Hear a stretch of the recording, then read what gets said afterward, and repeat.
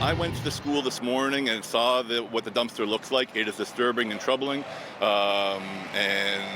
However, everything in that dumpster has a marking that it reached its expiry. Well, that is the reaction of the principal from Swansea Public School after seeing large quantities of food from their cafeteria was thrown into the trash, a result of what he says was an oversight on his part.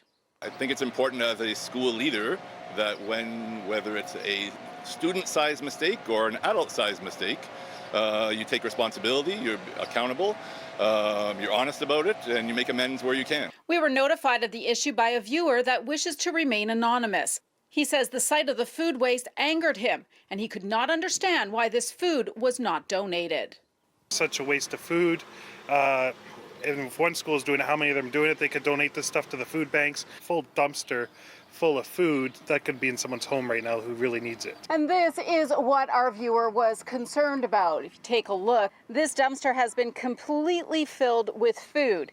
Inside these boxes are cookies individually wrapped. Over here, this is a box of cheese strings. You can see some yogurt in tubes here. There's also packages of things like pita bread. And our viewer also says that underneath all of this is fresh produce. The TDSB told City News that in April, schools were encouraged to donate non-perishables to Second Harvest or their local food bank. Many schools did this, but it was not done at Swansea as the principal inadvertently did not see the email.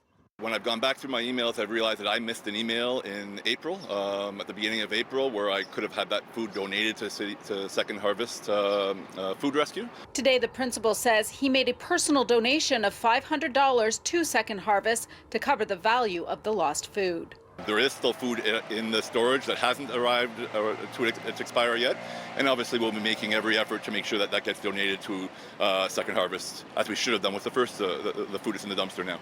Second Harvest confirmed that they do have an ongoing relationship with the TDSB and that their fleet continues to pick up and redistribute large-scale donations from schools right across the city.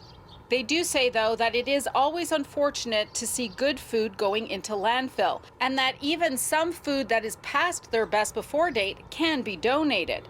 But they do believe that this was atypical of the school board. The board says they're satisfied with the principal's response to this matter, and they're hoping that the community will understand that it was an oversight. At Swansea Public School, Audra Brown, City News.